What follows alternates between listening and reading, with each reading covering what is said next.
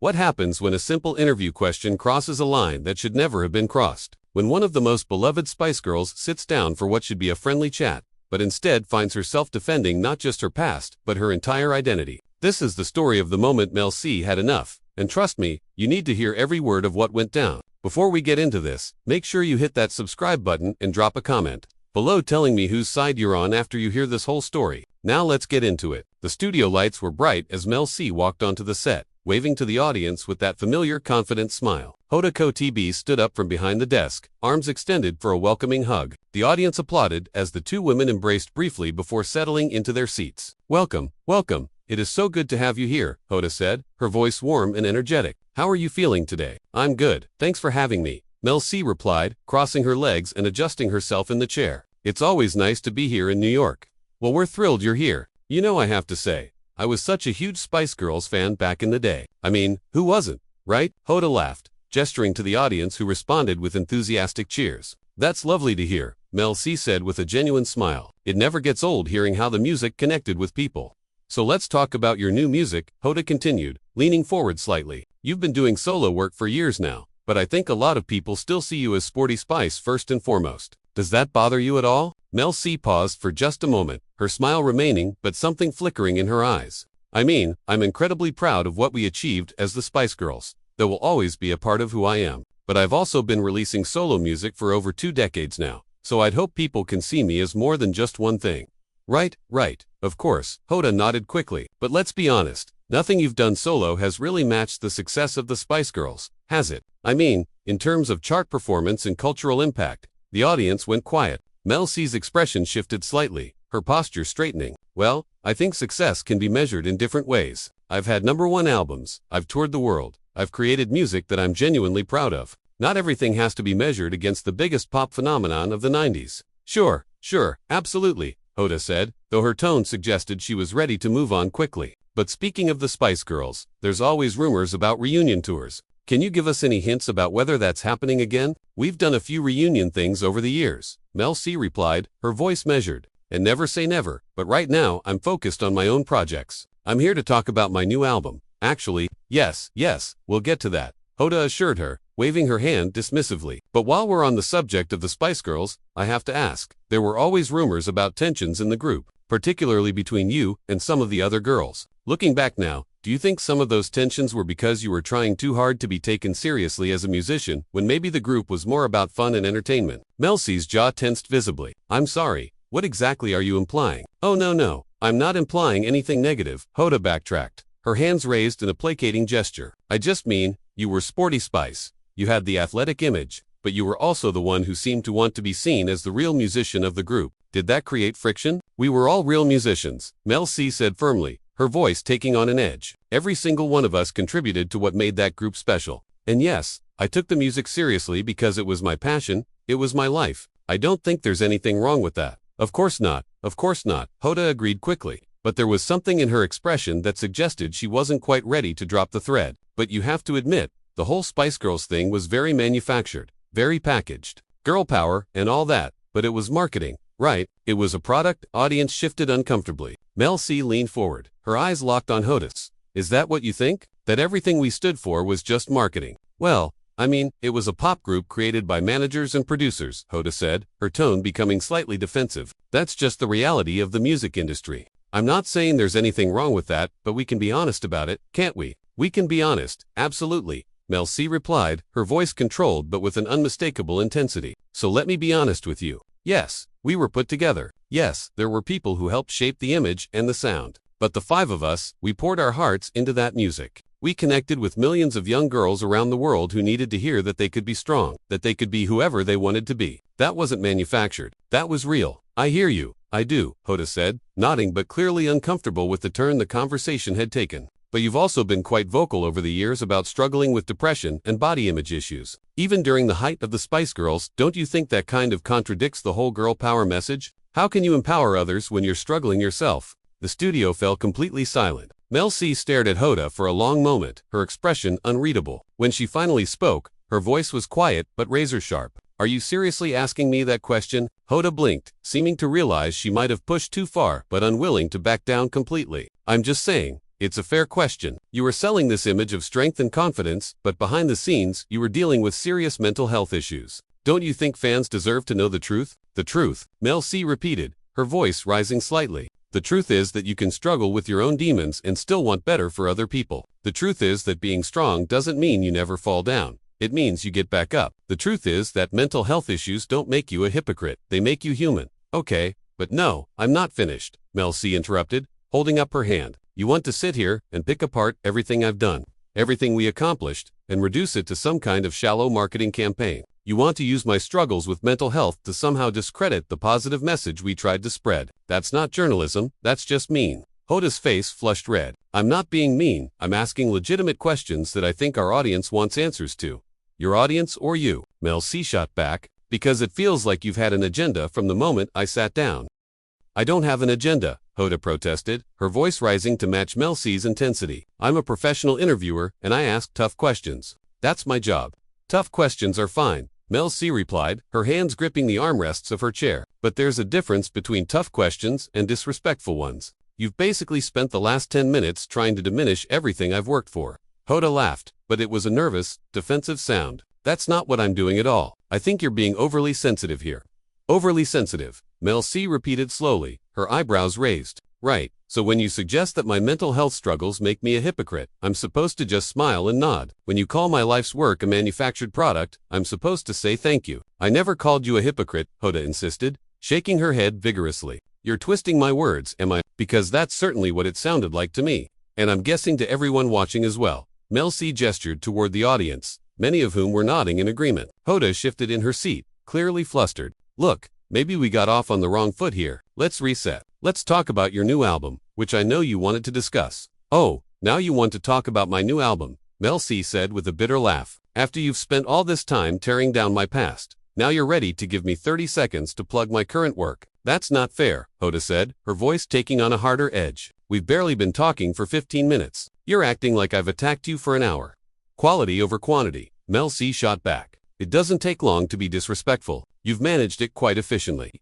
The tension in the studio was palpable. The audience seemed divided, some murmuring in support of Mel C, others looking uncomfortable with the confrontation unfolding before them. Hoda took a deep breath, clearly trying to regain control of the interview. All right, I apologize if anything I said came across the wrong way, Hoda said, though her tone suggested the apology was more strategic than sincere. That wasn't my intention. Can we move forward? Mel C studied her for a moment before responding. What was your intention then? Because from where I'm sitting, it really seemed like you wanted to make me look bad. My intention was to have an honest conversation, Hoda replied. You're a public figure who's been in the spotlight for decades. People are curious about the real story behind the image. Is that really so terrible? The real story, Mel C said, her voice dripping with frustration. You want the real story? Here it is. I was a working-class girl from Liverpool who got an incredible opportunity. I worked my backside off. I gave everything I had to the music and to our fans. Yes, I struggled. Yes, I had dark times. But I survived them, I grew from them, and I'm still here making music that matters to me. That's the real story, not whatever narrative you're trying to create. I'm not trying to create any narrative, Hoda insisted. I'm simply asking you to reflect on your journey. By questioning whether I had the right to promote girl power because I had depression. Mel C's voice was sharp. By suggesting my success only counts if it matches what we did as a group. That's not reflection, that's judgment. Hoda's expression hardened. You know what? Maybe you're right. Maybe I am being judgmental, because from my perspective, you had this incredible platform, this global audience, and you've spent the last 20 years not quite living up to that potential. And now when someone points that out, you get defensive. The audience gasped audibly. Mel C's face went pale, then flushed with anger. Excuse me, I'm just being honest, Hoda continued, seeming to have abandoned any pretense of diplomacy. Everyone in this room is thinking it. The Spice Girls were massive, and your solo career has been, well, fine, just fine. Is it really so wrong to acknowledge that? What's wrong? Mel C said, her voice trembling with barely controlled rage. Is that you're sitting there measuring my worth by commercial success? What's wrong is that you think you have any right to tell me whether I've lived up to my potential. You don't know me. You don't know what I've been through, what I've overcome, what my goals even are. I know what the public sees, Hoda countered. And the public sees someone who was part of something extraordinary and then became, at best, a footnote in pop music history. Mel C stood up abruptly, her microphone pack nearly pulling free. A footnote? Are you kidding me right now? Hoda remained seated, looking up at her. Sit down, please. We're in the middle of an interview. No, I don't think we are, Mel C said, her voice cold. I think we're in the middle of you trying to humiliate me on television. And I'm not going to sit here and let that happen. Nobody is trying to humiliate you, Hoda said, though her tone suggested otherwise. You're being incredibly dramatic. Dramatic, Mel C repeated, shaking her head in disbelief. You just called me a footnote in pop music history and I'm being dramatic for being upset about it. I think you're taking everything very personally when these are just observations, Hoda said, crossing her arms. If you can't handle honest critique, maybe you shouldn't be doing interviews. Honest critique. Mel C laughed harshly. Is that what you call this? Because it sounds a lot more like you've decided who I should be, and you're angry that I'm not that person. I'm not angry about anything, Hoda replied, her voice tight. I'm just disappointed that you're not willing to have a real conversation about your career. We could have had a real conversation, Mel C said, her voice rising. We could have talked about the new album, about my tour, about the music I'm making now. But you didn't want that. You wanted to relitigate the past and make me feel small. Well, I'm not going to do it. Hoda stood up now too, her professional composure cracking. You're being completely unreasonable. I've interviewed hundreds of celebrities, and none of them have reacted like this. Maybe none of them have had to deal with this level of disrespect, Mel C fired back. Or maybe they were just willing to take it because they needed the exposure more than I do. Oh please, Hoda scoffed. Let's not pretend you don't need the exposure. Your album sales suggest otherwise. The audience erupted in shocked gasps and scattered boos. Mel C's eyes went wide with fury. Did you actually just say that? Hoda seemed to realize she'd gone too far, but instead of backing down, she doubled down. I'm saying that if you were as successful as you claim to be, you wouldn't be this defensive about a few hard questions. Hard questions, Mel C repeated, her voice dangerously quiet. You've insulted my career, my mental health, my integrity, and you're calling these hard questions. I've challenged you to be honest, Hoda corrected. There's a difference. The only person not being honest here is you, Mel C said. You're pretending this is journalism, when really, it's just cruelty dressed up in professional language. That's your interpretation, Hoda said dismissively. I'm sorry you can't handle being challenged. I can handle being challenged, Mel C said firmly. What I can't handle is being ambushed. This whole thing was a setup, wasn't it? You brought me here specifically to tear me down. That's paranoid, Hoda said, shaking her head. Not everything is a conspiracy against you. I never said it was a conspiracy, Mel C replied. I'm saying you made a choice to conduct this interview in a hostile way, and I'm making a choice not to participate in it anymore. So you're just going to walk out? Hoda asked, her voice mocking. That's very professional. More professional than what you've done here today, Mel C responded. She began unhooking her microphone pack, her hands shaking slightly with emotion. Wait, just wait a second, Hoda said, her voice taking on a slightly panicked tone as she realized Mel C was actually leaving. You can't just walk out in the middle of an interview. We have commercial obligations. We have an audience here. Mel C paused, the microphone pack half removed from her waist. She looked at Hoda with an expression of pure contempt. You should have thought about that before you decided to use this interview as an opportunity to belittle me.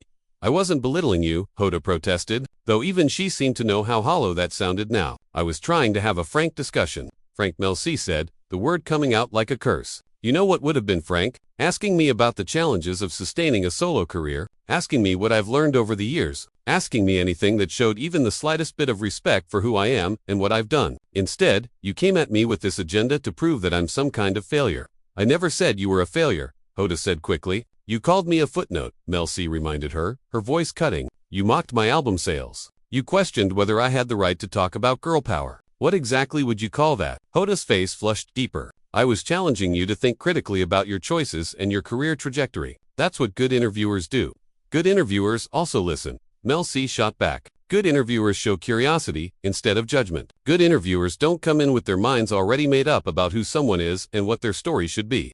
The audience had gone completely silent, every eye fixed on the two women facing off in front of them. Some people had their phones out, clearly recording the confrontation. Hoda seemed to notice this, and her expression shifted, as if she was suddenly very aware of how this would look when it inevitably spread across social media. Look, clearly, we've had a misunderstanding here, Hoda said, her tone shifting to something more conciliatory. Why don't we both sit back down, take a breath, and start fresh? I promise we'll focus on the new album. Mel C laughed bitterly. A misunderstanding? That's what you're calling this now. Not an ambush, not disrespect, just a misunderstanding. I'm trying to salvage this, Hoda said, frustration creeping back into her voice. I'm trying to give us both a way out of this situation. The way out is the door, Mel C said simply. I'm not interested in salvaging anything. You've shown me exactly who you are and how you view me. There's nothing left to discuss. This is incredibly unprofessional, Hoda said, her voice hardening again. Walking out on an interview like this, you're only making yourself look bad. Am I? Mel C asked, gesturing to the audience. Or am I standing up for myself? Because from the reactions I'm seeing, I think people understand exactly what happened here. Several audience members nodded, and a few even applauded. Hoda's jaw tightened visibly. You're manipulating the situation. You're playing the victim. I'm not playing anything, Mel C said, her voice steady despite the anger still evident in her eyes. I came here in good faith. I was prepared to have a real conversation about my music, my life, my experiences. You're the one who turned this into something ugly. I asked you questions that you didn't want to answer. Hoda countered, that doesn't make me the villain here. You didn't ask questions, Mel C corrected her. You made statements disguised as questions. You told me who I was and then dared me to disagree. That's not an interview. That's an interrogation. Hoda threw her hands up in exasperation. You're impossible. You know what? Maybe you're right. Maybe this interview is over, because clearly you're not capable of handling anything beyond softball questions and praise. There it is, Mel C said, pointing at her. That's what you really think. That anyone who pushes back against your rudeness is just too sensitive, too weak, too incapable. Well, let me tell you something. I've been in this industry for 30 years. I've dealt with critics, with tabloids, with people who genuinely wanted to see me fail. I've survived all of it. So don't you dare stand there and tell me I can't handle tough questions. Then why are you leaving? Hoda challenged. Because there's a difference between tough questions and cruelty, Mel C said, her voice firm. And because I'm at a point in my life where I don't have to tolerate being treated poorly just to sell some albums or get some publicity. I have nothing to prove to you or anyone else. That's easy to say when your career is coasting on nostalgia, Hoda muttered, just loud enough for the microphones to catch. Mel C's eyes blazed. What did you just say? Hoda looked directly at her, abandoning any pretense of civility. I said your career is coasting on nostalgia. You're trading on the Spice Girls name because you can't make it on your own merit anymore. The audience erupted in shocked exclamations and angry shouts. Mel C stepped closer to Hoda, her voice low and intense. You don't know anything about my career. You don't know about the tours I've sold out, the albums I've made that meant something to people, the work I've put in to grow as an artist. You looked at some chart positions and decided you knew my whole story. I know enough, Hoda said defiantly. I know that you're standing here throwing a tantrum because I pointed out some uncomfortable truths. Mel C's voice rose sharply. You wouldn't know the truth if it hit you in the face. You've spent this entire interview spinning your own narrative. One where I'm some washed-up pop star desperate for relevance. But that's not my story. That's your story. That's what you decided about me before I even walked through that door. I decided to ask you honest questions, Hoda insisted. No, you decided to put me in my place, Mel C countered. You decided that I needed to be taken down a peg. Maybe because I'm a woman who's confident in herself. Maybe because I didn't fit whatever idea you had in your head. I don't know, and I don't care. What I do know is that I'm done here.